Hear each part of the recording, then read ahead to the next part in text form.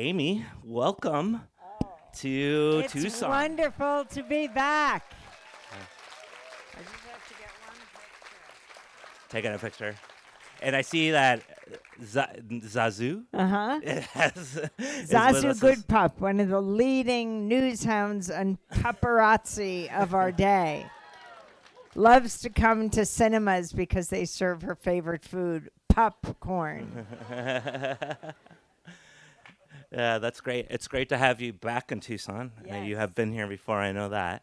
The last time I was talked to you, I was actually on the show, and then I have many memories, but the first one was that I was on mute when we started, and the producer was like, "You're on mute. You're on mute. You're on mute."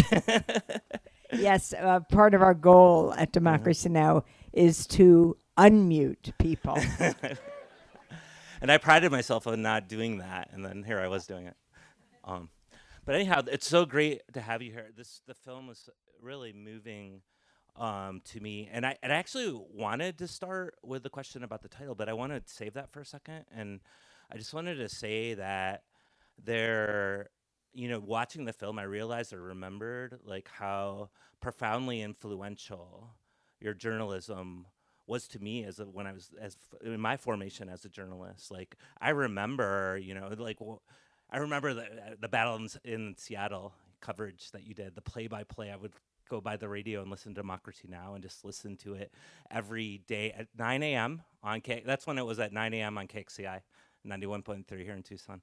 And I remember the Bill Clinton interview, and just like being totally blown away by that interview.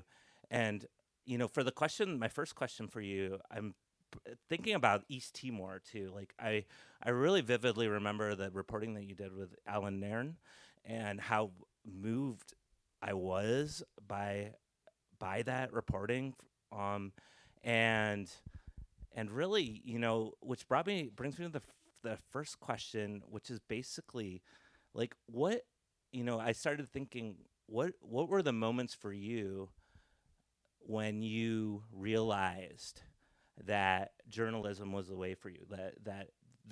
Is there a moment or several moments that you knew there was no turning back?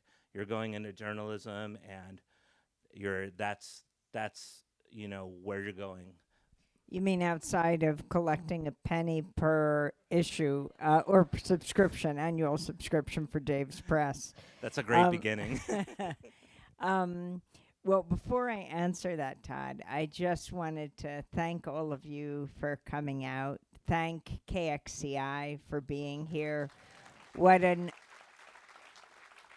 honor it is to be here. Tomorrow, by the way, we're going to be doing a fundraiser in the morning for KXCI. I think they're selling some of these posters also to help them fundraise after when you leave tonight. And by the way, that poster was made by Shepard Fairey, right, who did the Obama Hope poster. He just did it about a month ago. And I also remember coming to Tucson. I think one of the first remote broadcasts that we did was here in Tucson at Access Tucson, which no longer exists. I remember Access Tucson. And I don't take any of these public spaces for granted. And you see they can disappear, and we have to make them reappear and build new ones.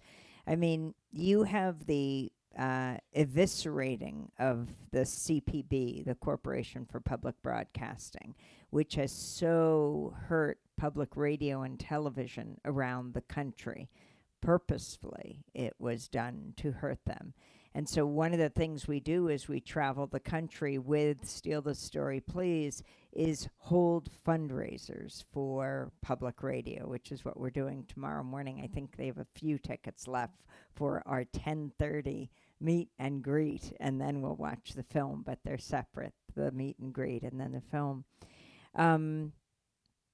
And I wanted to comment on the filmmakers, because I didn't make this film. Tia Lesson and Carl Deal did, and they are a big deal. Usually one of them is with me here on the stage wherever we are, but their son had a world premiere of his play. He just turned 15 at his high school in New York today, so they couldn't be here. But they are Oscar-nominated filmmakers. They were Oscar-nominated for their film Trouble the Water about Hurricane Katrina. Tia won 3 Emmys for The Janes, about the underground abortion network in the 1960s in Chicago. They did Citizen Coke. They were Michael Moore's producers, and they are stellar storytellers, master weavers, and I just want to commend them on what they've done, because in order to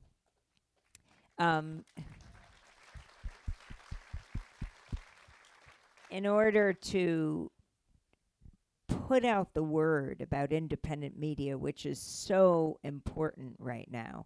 I mean, CPB ended, and that affects public radio and public television. And then Access TV was public access. But now public access all over the country is threatened, because that came up a different way.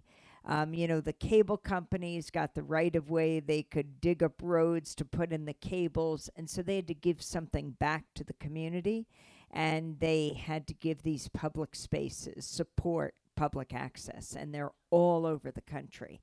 And now, as people are, as they say, cutting the cord and getting away from cable companies are using this as an excuse to stop funding Access TV, and that's an enormous problem. In fact, Tia Lesson first picked up a camera at, she was at Cornell, at the Ithaca Public Access, learned to use video cameras. And it's just really important. I see places like the Loft and Loft Cinema, and KXCI and public libraries, and all of these together I see as sanctuaries of dissent. And I really do think that it's dissent that will save us. And, the hope is that I don't call the corporate media the mainstream media anymore. I think we're mainstream. I really do think that those who care about war and peace, those who care about the climate catastrophe, the fate of the planet, those who care about reproductive rights, about racial and economic justice, about the immigrant crackdown, those who care about LGBTQ issues are not a fringe minority. Not even a silent majority, but the silenced majority, silenced by the corporate media, which is why we have to take the media back. Now, I got into media very early on, in junior high school and high school. I would write editorials and pieces about inequality in girls and boys sports, and suddenly girls would get some new uniforms, or the food is bad and the food would get better. And then it's going from high school, where you're holding the principal to account, to a larger stage. And I just always saw journalism as a way, my way of dealing with issues of social justice. And that's what's inspired me, whether it was a newsletter or a newspaper. It was always to sort of balance the playing field. Yeah, so that does then bring me to the title. The title is very compelling. Well, it's our motto. I consider an exclusive a failure. I mean, if we have a story, I want everyone to take it. I want it to reverberate around the world. So you see the standoff at Standing Rock in North Dakota. And I really appreciated seeing Michael here, who's doing security, but who does his own radio show. from Tolo Odom, and how important it is to hear from Native Americans, to hear, and also, by the way, Native American radio in this country is so under threat, along with rural radio stations, because of the cutting in funding. But here we were 10 years ago in Standing Rock in North Dakota, the Standing Rock Sioux, this epic gathering. It was historic. You had Indigenous people from Latin America, Native Americans here, First Nations from Canada, thousands coming, and then many non-Native allies to take on the Dakota Access Pipeline, as you saw here. And when we came out to cover this Labor Day weekend, that was late. It was months organizing that was going on. And we were covering it from afar, but to actually be in North Dakota, I thought we were going to have to, jostle our way to the front because there'd be many journalists, but nothing like that. And the corporate, I don't know, sometimes you can't even say journalists, news personalities on television who are moderating debates, forget the epic standoff, weren't even raising the issue of climate change. And so we were there. We got this image of the dog with its mouth and nose covered in blood because he was biting people. You saw the security guards macing people, beating them up. And we posted it online. And within 24 hours, there were 14 million views. We had to go back to New York. And Thursday night, the governor of North Dakota called out the National Guard because this judge was going to rule the next day on the excavation of what the Native Americans were calling their sacred ground, burial ground. We had gone that morning, we did the show, and Nermeen Sheikh and I hopped on a plane to Toronto, to the Toronto International Film Festival, because they were screening a film about I.F. Stone, the great muckraking journalist. And that film included following us around a bit because they saw us as the inheritors of his kind of practice. And we were supposed to speak after, so I spoke there. And the next day I was invited to the University of Toronto. And it was there that I always have my phone with me. And I looked down just as I was about to speak, and and it said, you're under arrest. And I thought it was a student who'd hacked my phone just to be funny. And I was very confused, but I saw it was a North Dakota number. It said, there's an arrest warrant for you. I thought, oh my goodness, I have no idea if this is real, but, I won't automatically get arrested, but if I have to deal with border guards or police or FBI, that's when you're dealing with the system, you're going to be in trouble. So I just said, could someone call me a cab? And I raced to the airport. I thought, could I get over the border home before this arrest warrant, if it's true, goes into the system? So I did, and it was true. And I didn't take it personally, as I said. I thought especially a message to journalists, don't come to North Dakota. And I really cared about young journalists because they don't have institutions behind them. And you shouldn't have to get a record when you're putting things on the record.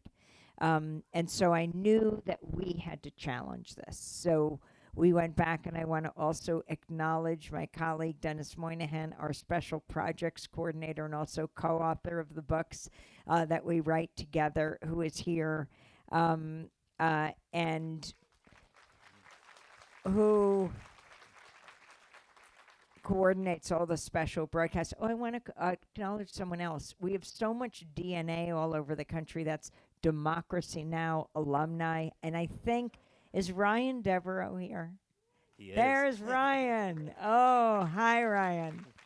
And it's just so wonderful. You see so many people getting involved with different reporting projects, like Sharif, who went on to Egypt, covered the Arab Spring and Tahrir, and then was part of Madamasar, an independent Egyptian paper, which is very rare in Egypt. And of course, Jeremy, who helped co-found Intercept, and then on to Drop Site News. And Ryan, it's so wonderful to see you here and all that you have done. And Dave Isay, StoryCorps. I remember walking the streets of New York with Dave, and he said, his real story was, um, and most of you have heard of him, right? Who started StoryCorps. If you listen to NPR, it's, they send vans or set up booths around the country so that like a grandchild can interview their grandmother or two coworkers can interview each other. And there are thousands of these, and they are now being archived by the Library of Congress. But way back then, he called me up at WBAI and he said, I listened to your newscast, and why didn't you do something about that new museum that's going to be open on the Lower East Side by two addicts who are setting up a museum of drug paraphernalia? And I said, excuse me, what's your name?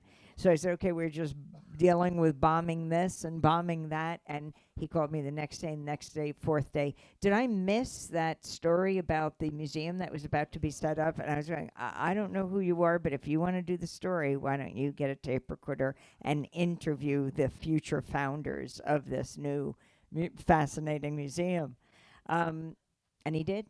And he brought it in, and I was just blown away. He was so moved by them for a reason, and that's what you want to capture. And I asked the other news editor, could you be in charge of the news today? Worked with him.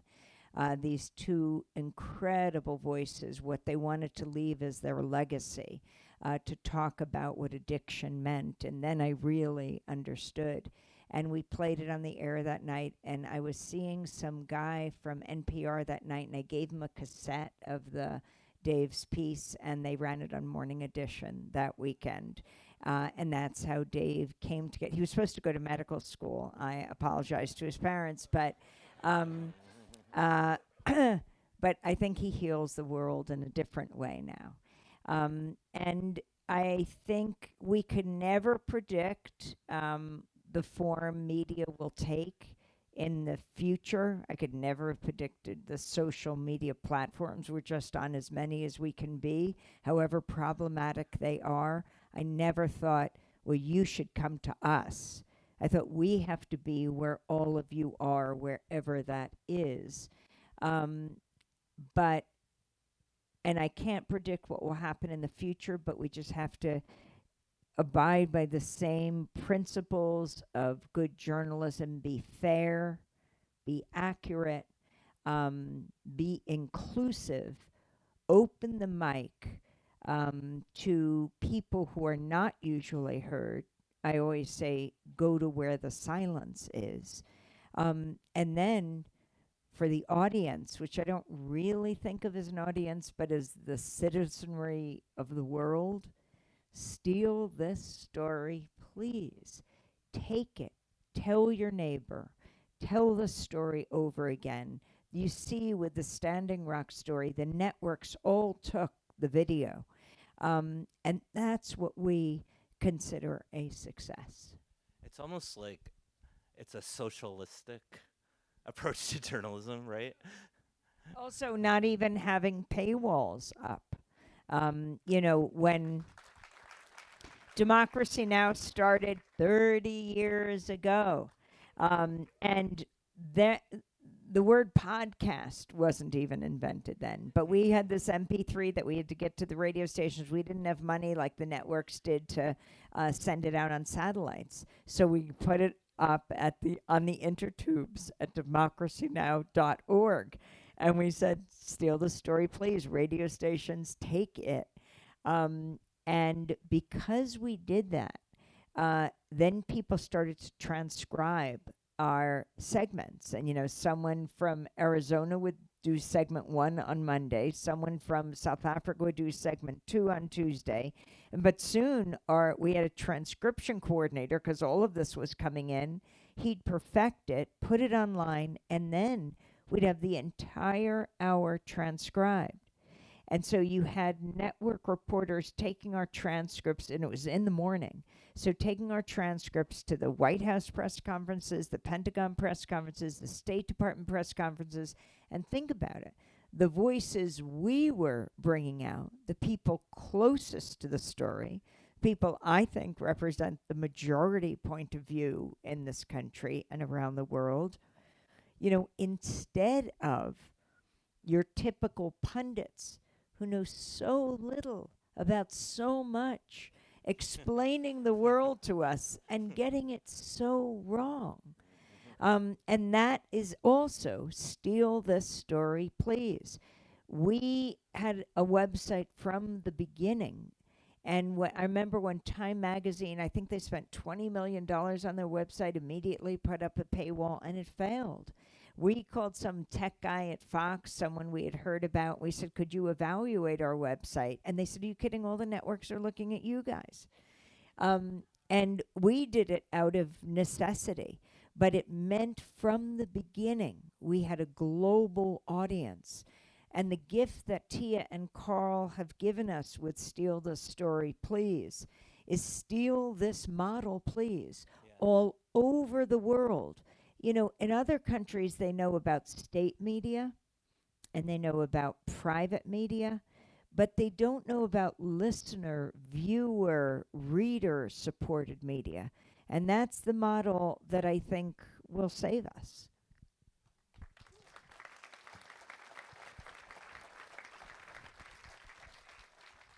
Yeah, it's so interesting to think about that model because I very much resonates with me what you're saying, and it contrasts because in the film, even though you go into these very harrowing and horrific stories, I come out of the film almost feeling a sense of like charged optimism.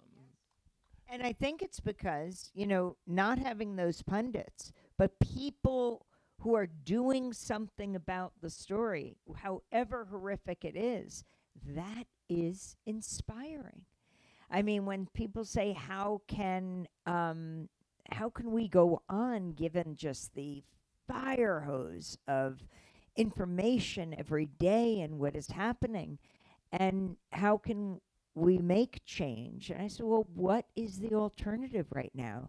You can't just ignore what is happening. It is abdicating responsibility. You never achieve democracy. You have to fight for it every single day.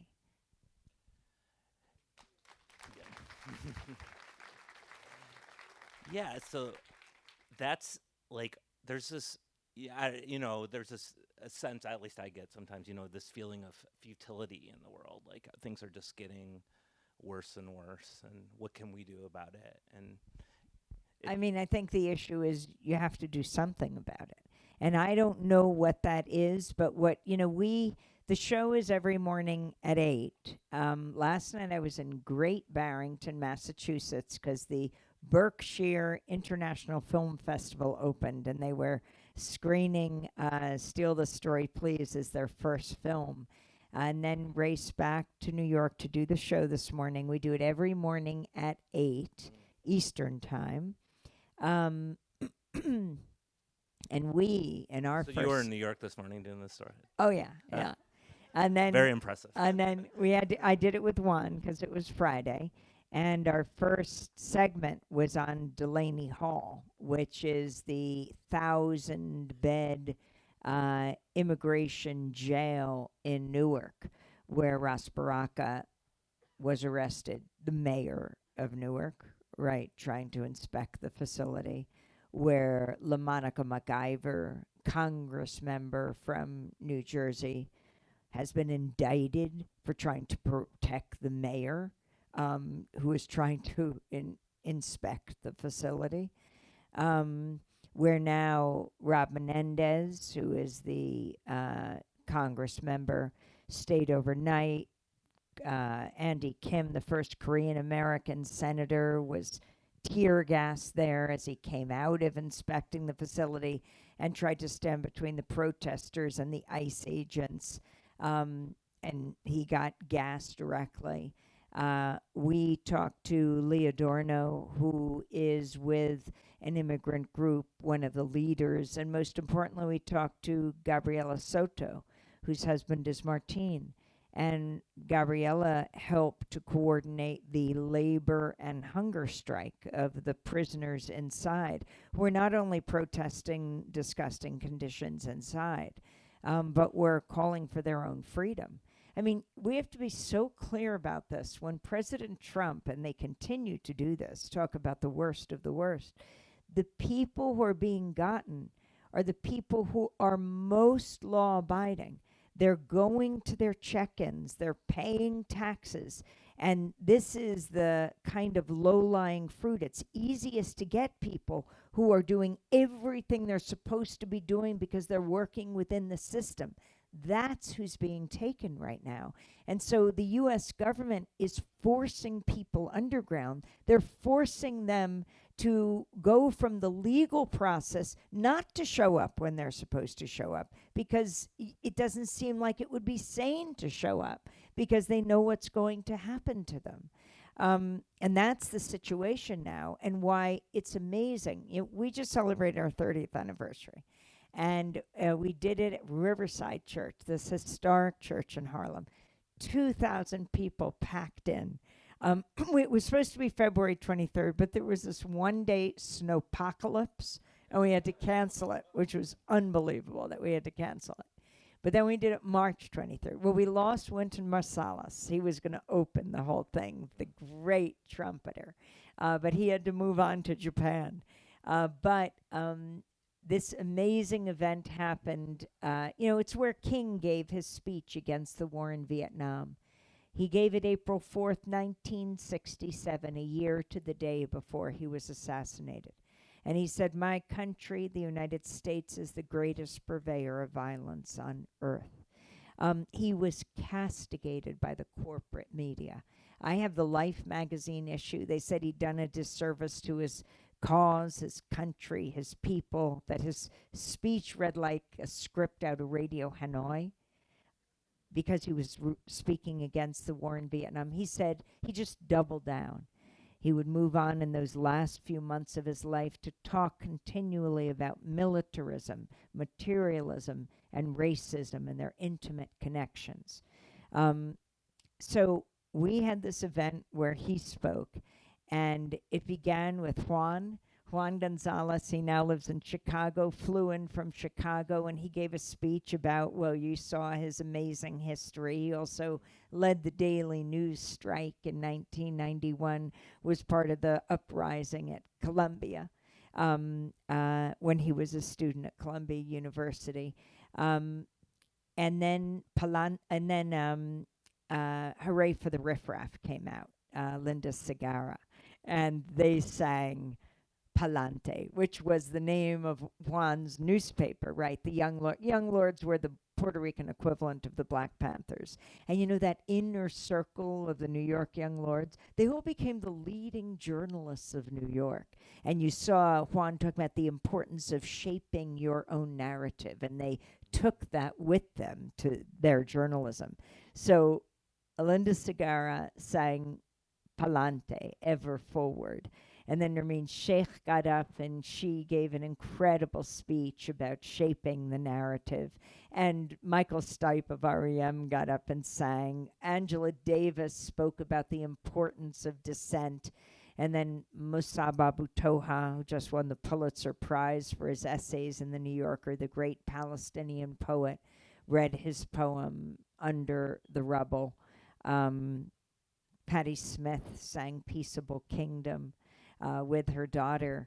And then, we're saying, how do we end this 30 years to usher in the next century? Oh my gosh, there's the boss, Bruce Springsteen, and he got up and he sang The Streets of Minneapolis, his new song that he's singing around the country. And that is such an important message to all of us, is seeing community come together in a time of enormous pressure, right? With the ICE surge in Minneapolis, people across the political spectrum, when immigrant family was afraid to go outside, people lining up to get them groceries, to help get their kids to school.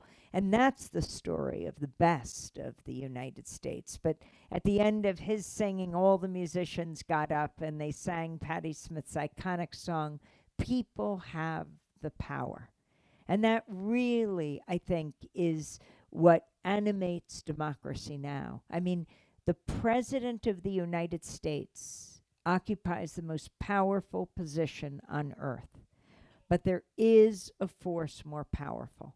And it is all of you here in this room. It is people in the streets. It's people in their offices having discussions.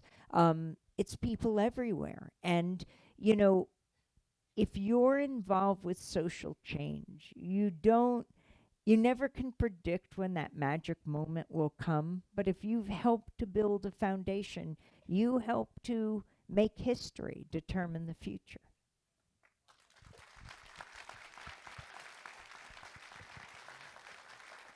Thank you, Amy. Very inspiring. Really appreciate it. Thank you for coming to Tucson. Well, I just want to say one thing. You see I think there's a QR code there. Stealthestory.org. You find all the cinemas in the country, the art houses. I have a new definition for art houses. It's serving popcorn with nutritional yeast, which is one of my favorites.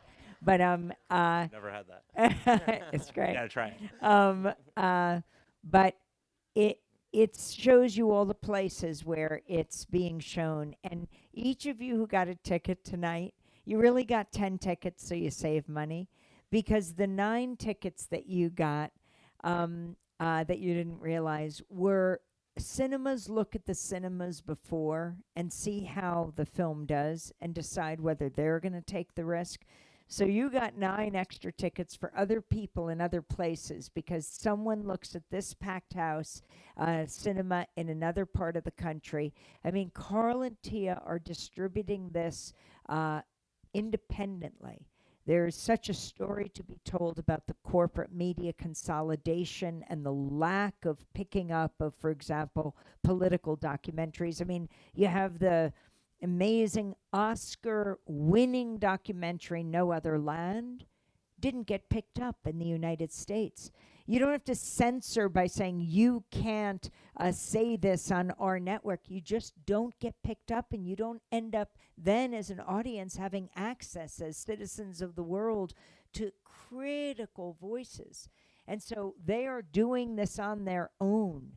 And it's in over 170 cinemas, which is amazing. The first, I'll be going back to New York. I'll do a Q&A back at IFC on Sunday. It opened there April 10th. It was the biggest opening weekend for a documentary in 10 years there in this major independent film center in New York. In Chicago, I don't know if you guys know the Music Box, like 800 seats. The organist plays until, a live organist, until the whatever film plays. It was the largest weekend opening for a documentary since they've recorded this in 25 years. And then the other thing, I saw that they're going to play The Devil Wears Prada here. And Democracy Now! Has been traveling, it seems, with The Devil Wears Prada, too. Because I guess they both came out at the same time. But this is amazing. And I heard, actually, it is also a little bit about corporate media and people getting, the pink slips. But because of how the corporate media is consolidating, look at the Washington Post. Jeff Bezos, the billionaire founder of Amazon, buys the Washington Post 10 years ago. They do develop the motto, democracy dies in darkness, which is true. Well, it's very dark at the Washington Post right now. He just laid off a third of the news staff, hundreds of journalists. I'll just say very quickly, we had on a Washington Post journalist soon after February 28th when the U.S. and Israel bombed Iran, Manab, the southern city, where a U.S. Tomahawk missile took out a primary girls' school, killing over 175 people, overwhelmingly little girls going to school. And this Washington Post reporter did an anatomy of what had taken place. She was in our studio. It was really powerful, but she wasn't working for the Washington Post anymore. She had been laid off. The reporter in Ukraine gets a message on the front line, you're not working for us anymore. These are very serious times. This latest merger, both Tia Lesson and Carl Deal have signed on to with the executive producers, Jane Fonda and Rosario Dawson. Jane has revived her father, Jane Fonda, the great actor and climate activist. Her father, Henry Fonda's committee from 1947, the Committee to Protect the First Amendment. I mean, that was over 60 years ago. In 1947, she finds the need to have to reestablish it now. But they're fighting against the merger between already Paramount and Skydance merge, right? They own CBS. And that was an $8 billion merger. And by the way, Stephen Colbert's last late show was this past week. Go back to last year. They really wanted this merger, $8 billion. And they announced that Colbert is going to be off in a few months. And within a week, Trump's FCC approves the merger. And now they've merged. That's Paramount Skydance owning CBS. And they want to merge with Warner Brothers Discovery, which owns CNN and HBO and other media properties. So CNN, HBO, CBS would all be under one roof. Who knows what happens? HBO has some fantastic documentaries like Tia's, The Janes, about the underground abortion network. Who knows if it'll still be there? They can just erase these. But the critical issue is to get word out. I think I'm telling you about the successes of this documentary because it sends a message to the corporate streamers. You are missing out. There is a hunger for this kind of independent voice. So as we travel with The Devil Wears Prada 2, the first time I saw that was in Baltimore at this beautiful theater called the Charles. And as we come up, Devil Wears Prada, Steal the Story. And I went, and the lines were out the movie theater. I mean, it was packed. I went, oh my God, there's no one going to be coming to Steal the Story, please. We walk in, everyone's saying, we love Democracy Now! I said, really? There's this crossover audience between The Devil and Democracy Now! And they go, what are you talking about? We're here to see Steal the Story. I said, really? And then I look up and it says, Steal the Story, please, sold out. The Devil is continuing to sell tickets. And then in Milwaukee at the Oriental Theater, 1,000-person theater, beautiful Sunday afternoon just 2 weeks ago. I thought, who's going to come into a dark theater? But just as the films are about to begin, The Devil has sold 79 tickets. Steal the Story, 790. That shows you that people deeply care about what's happening in the world, and you can do a part just by letting people know. Afterwards, I think we're going to be taking pictures. You can tag them and post them. We'll do it in front of the poster out there, and let your friends know. And just overall, I see the media as a huge kitchen table, like mine at home as I was growing up, that stretches across the world, that we all sit around and debate and discuss the most important issues of the day: war and peace, life and death, and anything less than that is a disservice to the servicemen and women of this country. They can't have these debates publicly on military bases about whether they're sent to kill or be killed. Anything less than that is a disservice to a democratic society. Thank you.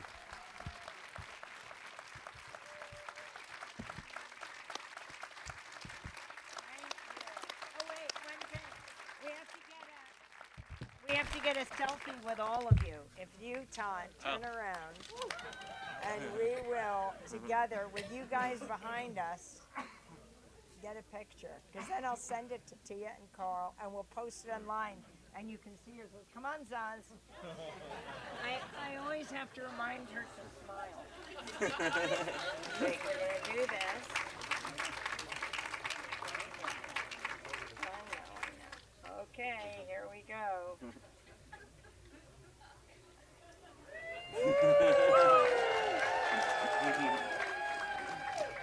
Thank you.